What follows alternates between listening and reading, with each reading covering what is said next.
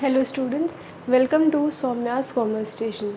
So in this video we'll continue with the chapter 9 of Economics class 11 ISC.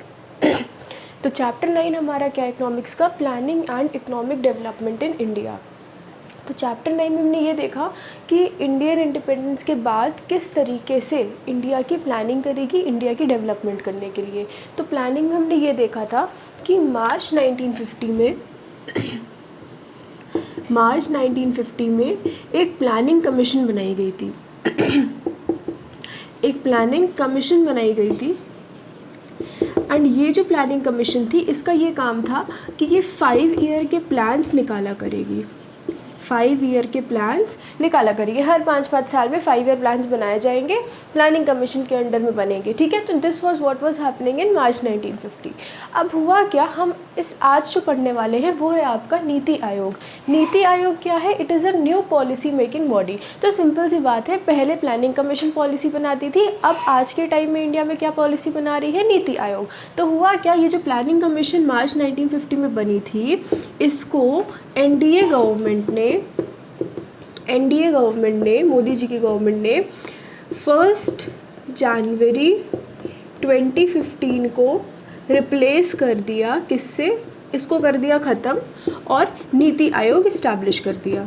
NITI Aayog मतलब कि अब से जो भी पॉलिसी मेकिंग का काम होगा वो प्लानिंग कमीशन की जगह नीति आयोग करेगा। ठीक है, so this was what happened. NITI Aayog की अगर बात की जाए तो नीति का फुल फॉर्म क्या है? नीति का फुल फॉर्म है national institute for transforming India. तो नीति आयोग का फुल फॉर्म क्या है? नेशनल, आई से इंस्टीट्यूट, टी से ट्रांसफॉर्मिंग और आई से आपका इंडिया। तो नीति का यही फुल फॉर्म है कि नेशनल इंस्टीट्यूट है for transforming India. Transforming India यही मतलब इंडिया की पॉलिसीज़ बनाना। ठीक है, तो ये चीज़ हमने देखी नीति आयोग आई कैसे। तो बेसिकली अब आप यही सोचो कि प्लानिंग कमीशन पॉलिसीज़ बनाती थी 5 ईयर प्लान्स पे, वैसे ही नीति आयोग बनाएगी। तो ऐसा नहीं हुआ। नीति आयोग जो है इसका वर्किंग प्लानिंग कमीशन से डिफरेंट है, वही हम पढ़ने वाले हैं इस वीडियो में। ठीक है, तो हुआ क्या, देखो नीति आयोग इस्टेब्लिश हो गई। नीति आयोग में आपको मेन चीज़ें बहुत ही कुछ पॉइंट्स बस जानने। जैसे पहला आपको जानना है हायरार्की। ठीक है, हायरार्की मतलब किसी भी ऑर्गेनाइजेशन की बात करो तो कोई टॉप पे होता है, फिर उसके नीचे इस तरीके से लेवल्स पे हायरार्की होती है। तो एक चीज़ आपको पता होनी चाहिए कि नीति आयोग के हेड कौन होते हैं? नीति आयोग के हेड होते हैं प्राइम मिनिस्टर। ठीक है, मतलब मोदी जी जो है, ठीक है, मोदी जी प्राइम मिनिस्टर जो है वो नीति आयोग के हेड हैं। और चेयरपर्सन या चेयरमैन जो बोलते हैं, चेयरमैन वही है। ठीक है, चेयरमैन होता है, चेयरमैन के नीचे आपके वाइस चेयरमैन और सीईओ। तो इस तरीके से जो है हायरार्की स्टैब्लिश करी गई है। अब मेरी जो बुक में नीति आयोग का दिया है वो बहुत पुराना डेटा दिया है, तो इसमें यही लिखा है कि प्राइम मिनिस्टर आपके चेयरमैन है या और वाइस चेयरमैन और सीईओ की बात करी गई है। तो कहा गया है कि doctor Rajiv Kumar vice chairman है एंड अमिताभ कांत जो है वो सीईओ है। सो आई डोंट नो अभी आपके बुक में क्या डेटा दिया है, और सर्च भी नहीं किया, वैसे गूगल पर आप सर्च करोगे तो मिल जाएगा। नीति आयोग के बारे में पूछा जाए तो इफ़ यू वांट तो आप ये नाम मेंशन कर सकते हो कि चेयरमैन, वाइस चेयरमैन और सीईओ अभी प्रेजेंटली नीति आयोग के कौन है। ठीक है, बिकॉज देखो इकोनॉमिक्स पढ़ने के साथ साथ you have to be aware of what currently is going around in India. ठीक है, ये बात है। अब देखो इसके बाद ये बताया गया, इसके बाद बाकी सारे लोगों की डिटेल्स दी गई है, वो इतनी इंपॉर्टेंट नहीं है। दूसरे पॉइंट पे आते हैं। दूसरा पॉइंट आपको बताता है कि किस वजह से नीति आयोग जो है वो प्लानिंग कमीशन से अलग है। ठीक है, क्यों प्लानिंग कमीशन से नीति आयोग अलग है? तो बेसिक बात ये है, प्लानिंग कमीशन के 2 मेन काम होते थे। ठीक है, प्लानिंग कमीशन के 2 मेन काम होते थे। क्या काम होते थे? पहला काम होता था 5 ईयर के प्लान्स बनाना, और दूसरा काम होता था जो फाइनेंशियल रिसोर्सेज हैं उनको एलोकेट करना। फाइनेंशियल रिसोर्सेज को एलोकेट करना किसमें? To the states. ये काम होता था प्लानिंग कमीशन का। तो प्लानिंग कमीशन का क्या काम था, पाँच साल के प्लान बनाना और फाइनेंशियल रिसोर्सेज, मतलब जो भी साल भर के लिए यूज़ होना है पैसे, बजट, वो रिसोर्सेज, फाइनेंशियल रिसोर्सेज अलग अलग स्टेट्स को एलोकेट करना, ताकि फिर वो अपने अपने काम को सही से कर सके, जो कि मेजर 5 ईयर प्लान्स में बताए गए हैं। ये प्लानिंग कमीशन करता था। लेकिन तो क्या क्या बताया गया है कि प्लानिंग कमीशन के मेन फंक्शंस क्या थे, prepare and implement 5 year plan. देखो प्रिपेयर और इम्प्लीमेंट में फ़र्क क्या होता है, प्रिपेयर का मतलब होता है बनाना, ठीक है, और इम्प्लीमेंट का मतलब होता है लागू करना, ठीक है। आपने बना दिया कि ये प्लान है हमारा, फिर उसको किस तरीके से इम्प्लीमेंट करोगे, किस तरीके से लोगों तक बताओगे, कैसे देखोगे कि वो प्लान जो बना है उसी तरीके से स्टेप्स ले रहे हैं लोग, तो ये होता है इम्प्लीमेंट करना। इसके बाद दूसरा पॉइंट कहता है एलोकेट करना फाइनेंशियल रिसोर्सेज को टू दी स्टेट्स, ठीक है। ये दोनों एक्टिविटीज़ नीति आयोग में नहीं करी जाती हैं, ठीक है। नीति आयोग में ना ही 5 ईयर प्लान्स बनते हैं और ना ही फाइनेंशियल रिसोर्सेज को स्टेट्स को एलोकेट किया जाता है। तो अगर हम देखें नीति आयोग में होता क्या है, नीति आयोग में 3 मेन फंक्शन होते हैं, ठीक है। ये आपने प्लानिंग कमीशन के फंक्शंस पढ़ लिए, अब हम नीति आयोग के फंक्शंस देखेंगे। तो अगर नीति आयोग की बात की जाए, इसके 3 मेन फंक्शंस होते हैं। फर्स्ट फंक्शन की अगर बात की जाए तो फर्स्ट फंक्शन है assist central government in policy making. देखो, assist central government in policy making. देखो ये आपको नीति आयोग का नाम क्या है, पॉलिसी मेकिंग बॉडी है। तो पॉलिसी बनानी कैसे है, इसमें सेंट्रल गवर्नमेंट को, देखो आपको पता है इंडिया में 2 लेवल पर गवर्नमेंट है, सेंटर की गवर्नमेंट होती है और स्टेट की गवर्नमेंट होती है, ठीक है। जैसे कि सिंपल सी बात, एक सेंटर पे क्या हमारी गवर्नमेंट है, बीजेपी की है, ठीक है। उसके बाद अगर हम आगे आए तो स्टेट्स में हर स्टेट की अपनी अपनी गवर्नमेंट है। कुछ स्टेट्स में कांग्रेस की गवर्नमेंट है, कुछ स्टेट्स में बीजेपी की गवर्नमेंट है, कुछ स्टेट्स में आम आदमी पार्टी की गवर्नमेंट है। तो इस तरीके से गवर्नमेंट जो है स्टेट की भी होती है और सेंटर की भी होती है। ये इंडिया का एक यूनिक फीचर है जिसको हम कहते हैं फेडरलिज्म। क्या बोलते हैं, फेडरलिज्म। अगर आप लोगों को याद हो तो आपने हिस्ट्री में India is a federal country पढ़ा होगा। फेडरल का मतलब ये होता है जहाँ पर पावर जो है वो सेंटर के साथ साथ स्टेट्स में भी होती है, स्टेट्स के पास होती है। या फिर सिंपल सी बात, गवर्नमेंट 2 लेवल पर होती है, सेंटर के लेवल पर और स्टेट के लेवल पर। इसको कहते हैं एक फेडरल कंट्री। तो इंडिया में क्या है कि सेंटर की गवर्नमेंट होती है, स्टेट की गवर्नमेंट होती है। तो फर्स्ट पॉइंट यही कह रहा है कि नीति आयोग सेंट्रल गवर्नमेंट को पॉलिसी बनाने में हेल्प करता है कि कैसे आप पॉलिसी बनाओगे, ठीक है। इसके बाद आता है आपका सेकेंड पॉइंट कहता है, सेकेंड पॉइंट भी उसी से रिलेटेड है, serves as governments think tank. Government का थिंक टैंक, थिंक टैंक का क्या मतलब है, वही जो सोचने का काम करे, ठीक है, जो थिंक करे कि किस तरीके से हमें किस प्रॉब्लम को सॉल्व करने के लिए कैसे पॉलिसी लाना है, ठीक है। तो थिंक टैंक का मतलब यही है कि नीति आयोग को देखो पूरा काम यही दिया गया कि आपको केवल पॉलिसी बनानी है, ठीक है, केवल पॉलिसी बनानी है, उसके अलावा कोई काम नहीं करना है। तो ये थिंक टैंक होता है, नीति आयोग को थिंक टैंक कहते हैं गवर्नमेंट का, ठीक है। इसके बाद आता है आपका it plays an important role in promoting economic federalism in the economy. क्या, इकोनॉमिक फेडरलिज्म को बढ़ाता है, इकोनॉमिक फेडरलिज्म। अब ये आप सोचोगे इसका मतलब क्या होता है, इकोनॉमिक का तो मतलब हो गया यही आपका वेल्थ से रिलेटेड, पैसे से रिलेटेड, वेल्थ वाला जो वेलफेयर है लोगों का उससे रिलेटेड, ठीक है। फेडरलिज्म का क्या मतलब होता है, अभी आपको पता है, फेडरलिज्म का मतलब है कि सेंटर और स्टेट, सेंटर पर पावर है, स्टेट पर पावर है। बेसिकली ये जो इकोनॉमिक फेडरलिज्म है इसको हम एक और नाम से बोल सकते हैं कोऑपरेटिव फेडरलिज्म। कोऑपरेटिव फेडरलिज्म या कोऑपरेटिव इकोनॉमिक फेडरलिज्म ये बोला जाता है। इसका बेसिकली मतलब ये है कि पॉलिसी तो देखो सेंटर लेवल पर बन रही है, ठीक है, बट आप देखो खुद ही बताओ कि क्या सेंटर को हर स्टेट की बात पता है, हर स्टेट की पर्टिकुलर प्रॉब्लम्स पता है, नहीं पता है। हर स्टेट की पर्टिकुलर प्रॉब्लम्स जो है वो स्टेट की गवर्नमेंट को पता है, ठीक है, और पॉलिसी सेंटर के लेवल पर बन रही है, नीति आयोग बनवा रही है। तो यहाँ पर ये हुआ कि नीति आयोग में ये बोला गया कि हम पॉलिसी सेंटर लेवल पर बना रहे हैं, लेकिन उसमें स्टेट्स भी आकर हमें क्या कर सकते हैं, स्टेट्स की भी हम हेल्प लेंगे, ठीक है, स्टेट्स भी असिस्ट कर सकते हैं कि किस तरीके से क्या पॉलिसी बनाए। तो स्टेट को इन्वॉल्व करना है सेंटर के लेवल पर पॉलिसी बनाते टाइम, इसको कहते हैं इकोनॉमिक फेडरलिज्म या कोऑपरेटिव इकोनॉमिक फेडरलिज्म। कोऑपरेटिव का मतलब होता है साथ साथ में कोऑपरेट करके चलना।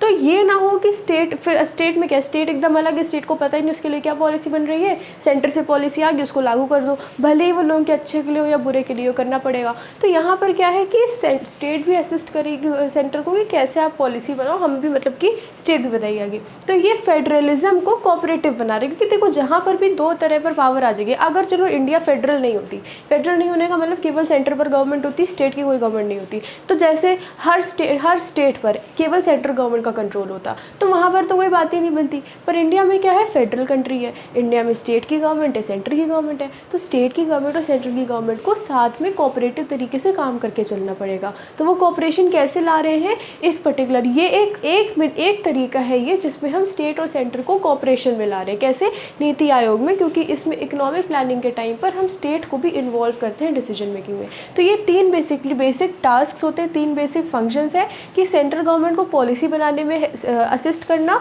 गवर्नमेंट का थिंक टैंक होता है ये, और इकोनॉमिक फेडरलिज्म को प्रमोट करता है। ठीक है, अब देखो NITI Aayog policy think tank है गवर्नमेंट का। अच्छा, नीति आयोग के दो एम आपको बताए जाएंगे यहाँ पर।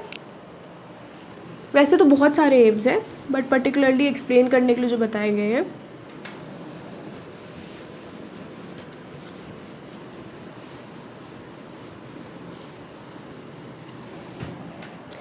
एक आपको बताया गया सस्टेनेबल डेवलपमेंट गोल्स,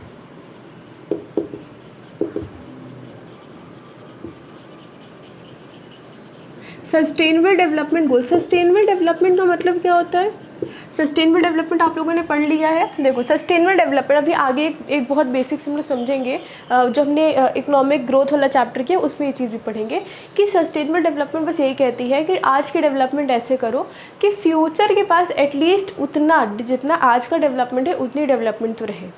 ठीक है, अब आज की डेवलपमेंट करते करते फ्यूचर के वो हमें रिस्क पर नहीं डालना, ये सस्टेनेबल डेवलपमेंट है। अगर आज कंट्री में हर 10 लोगों में 5 लोगों को जॉब मिल रही है तो आगे जाकर ये ना हो जाए कि 10 लोगों में केवल 2 लोगों को जॉब मिले। मिनिमम फ्यूचर में तक हमें ये सस्टेन करके चलना है कि 10 लोगों में 5 लोगों को तो जॉब मिलेगी ही मिलेगी। ठीक है, तो ये सस्टेनेबल डेवलपमेंट होती है। तो यहाँ पर ये बताया जा रहा है कि जो क्या कहते हैं नीति आयोग होती है वो गवर्नमेंट को एडवाइस देती है टेक्निकल और स्ट्रेटेजिक मैटर्स पर, टेक्निकल और स्ट्रेटेजिक मैटर्स पर कि किस तरीके से पॉलिसीज़ बनाए। ठीक है, दूसरा पार्ट इसमें बताया गया है कोऑपरेटिव फेडरलिज्म को, जो आपको भी डिस्कस कर लिया गया है। कोऑपरेटिव फेडरलिज्म यही कहता है कि state should also be get involve in the process of policy making. ठीक है, इसमें यही बताया गया है कि it fosters cooperative federalism bye involving state governments in policy formulation, है ना, पॉलिसी फॉर्मुलेशन में स्टेट गवर्नमेंट को इन्वॉल्व करना। अब अगर हम आते हैं आगे, तो आगे है आपका role of NITI Aayog, role of NITI Aayog. तो हम दो चीज़ें पढ़ेंगे, एक हम पढ़ेंगे रोल ऑफ नीति आयोग और उसके बाद दूसरी चीज़ हम पढ़ने वाले हैं ऑब्जेक्टिव्स ऑफ नीति आयोग। अब देखो अगर रोल पूछा जाए तो उसमें ऑब्जेक्टिव्स आप मत लिख दीजिएगा, बहुत ही सिमिलर है वैसे ये चीज़ें बट डिफरेंट आपको तरीके से लिखनी पड़ेंगे, जो दिया है वही लिख के आना, क्योंकि रोल और ऑब्जेक्टिव्स जनरली सेम है। रोल का मतलब क्या है कि क्या काम कर रही है, ठीक है, और ऑब्जेक्टिव्स क्या है कि क्या नीति आयोग को अचीव करना है। अब बेसिकली जो अचीव करना है उसी के लिए कुछ काम करेगी। ठीक है, तो रोल में क्या बताया गया, रोल में है कि सबसे मतलब नीति आयोग बेसिकली है क्या क्या काम प्ले कर रही है। ठीक है, तो इसमें क्या सबसे पहले ये थिंक टैंक है गवर्नमेंट का, ठीक है, यही बताया गया है। दूसरा पॉइंट बताया गया है कि इट मॉनिटर्स एंड इवैल्यूएट्स इम्प्लीमेंटेशन। हाँ, अब देखो थिंक टैंक है मतलब इसने पॉलिसी बना दी, पर केवल पॉलिसी प्रिपेयर करने से तो कुछ नहीं होगा, we have to implement it. तो जब इम्प्लीमेंटेशन हो जाता है पॉलिसीज़ का, तो ये नीति आयोग का काम है कि वो उसको मॉनिटर करे और इवैल्यूएट करे कि क्या जो इम्प्लीमेंटेशन हुआ है पॉलिसी का, क्या उसको जब लागू किया गया तो वो उसी तरीके से फॉलो हो रही है कि नहीं हो रही। ठीक है, तीसरा इसका रोल क्या होता है, रोल बेसिकली फंक्शन, तीसरा रोल इसका होता है promoting cooperative economic federalism in the economy. कैसे, ताकि स्टेट गवर्नमेंट को पॉलिसी मेकिंग में इन्वॉल्व करके प्रमोट करना इकोनॉमिक फेडरलिज्म। अगर आपसे पूछा जाए व्हाट इज़ इकोनॉमिक फेडरलिज्म, तो इकोनॉमिक फेडरलिज्म का सिंपल से इतना मतलब बताना है। देखो इकोनॉमिक फेडरलिज्म एक कह सकते हो आप इसको क्या इसको बोल सकते हो, एक फ़िलॉसफी है। ठीक है, इकोनॉमिक फेडरलिज्म, इकोनॉमिक फेडरलिज्म को कंट्री में प्रमोट कौन कर रहा है, नीति आयोग कर रहा है। किस तरीके से कर रहा है, स्टेट गवर्नमेंट को पॉलिसी मेकिंग में इन्वॉल्व करते। तो अगर पूछा जाए व्हाट इज़ इकोनॉमिक फेडरलिज्म, तो इसमें सिंपल से इतना लिख देना कि economic federalism is the cooperation between the centre and the state, and NITI Aayog is promoting economic federalism bye involving the state government in the policy making of the country. ठीक है, ये होता है आपका इकोनॉमिक फेडरलिज्म। तो ये आपके 3 बेसिक रोल है नीति आयोग के, कि पहला ये थिंक टैंक है। थिंक टैंक क्यों? क्योंकि यही सेंट्रल गवर्नमेंट के लिए पॉलिसीज़ बनाने में असिस्ट करता है, ठीक है। दूसरी चीज़, उन पॉलिसीज़ की इम्प्लीमेंटेशन के बाद उसको मॉनिटर और इवैल्यूएट करने का काम नीति आयोग का है। और तीसरी, कंट्री में इकोनॉमिक फेडरलिज्म प्रमोट करने का काम नीति आयोग का है, ठीक है। इसके बाद हम आते हैं ऑब्जेक्टिव्स पे। ऑब्जेक्टिव्स कई सारे हैं और बहुत बेसिक से हैं। पहला ऑब्जेक्टिव क्या कहता है कि vision of national development policies and strategies with the active involvement of state government. वही चीज़ है, पॉलिसीज़ बनाना और कैसे, स्टेट गवर्नमेंट के इन्वॉल्वमेंट के साथ, स्टेट गवर्नमेंट को इन्वॉल्व करके। तो यही ऑब्जेक्टिव है ना। क्यों स्टेट गवर्नमेंट को इन्वॉल्व कर रही है? क्योंकि ये ऑब्जेक्टिव है इसका। नीति आयोग का ऑब्जेक्टिव है, एम है कि हम पॉलिसी जब बनाए कंट्री के लिए तो उसमें हमें स्टेट गवर्नमेंट को इन्वॉल्व करना है। So this is the objective. और इसके लिए कर क्या रही है? इसके लिए यही कर रही है, स्टेट गवर्नमेंट को इन्वॉल्व कर रही है, ठीक है। दूसरा इसमें ऑब्जेक्टिव क्या था? दूसरा ऑब्जेक्टिव आपका है design strategic long term policy and programmes. जो स्ट्रेटेजिक पॉलिसीज़ बन रही हैं वो लॉन्ग टर्म पॉलिसीज़ इनको बनानी है। तो बेसिकली इसीलिए तो आई थी नीति आयोग। नीति आयोग क्यों आई है? कि लॉन्ग टर्म पॉलिसीज़ और प्रोग्राम्स को बनाए, ठीक है। तीसरा ऑब्जेक्टिव क्या है? तीसरा ऑब्जेक्टिव कहता है टेक्निकल एडवाइस देना सेंट्रल एंड स्टेट गवर्नमेंट को, ठीक है। अगर सेंटर या स्टेट गवर्नमेंट की बात की जाए तो इनको टेक्निकल एडवाइस देना, असिस्ट करने का क्या मतलब? देखो बहुत ही सिंपल से है ये, ठीक है। आपको लगेगा सब बार बार सेम ही चीज़ रिपीट हो रही, वही सेम चीज़ रिपीट हो रही है, ठीक है। पॉलिसीज़ बनाना, ठीक है, और स्टेट गवर्नमेंट को इन्वॉल्व करना पॉलिसी मेकिंग में।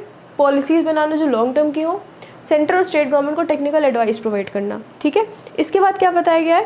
Actively monitor and evaluate. देखो वही सेम पॉइंट, पॉलिसी बनाने के बाद ये भी तो ऑब्जेक्टिव है कि पॉलिसी के इम्प्लीमेंटेशन को मॉनिटर और इवैल्यूएट करना कि सही से ये जो आपकी पॉलिसी है वो इम्प्लीमेंट हुई है या नहीं हुई है, ठीक है। इसके बाद क्या ऑब्जेक्टिव? देखो ऑब्जेक्टिव मतलब एम्स, ठीक है, क्या अचीव करना चाहता था।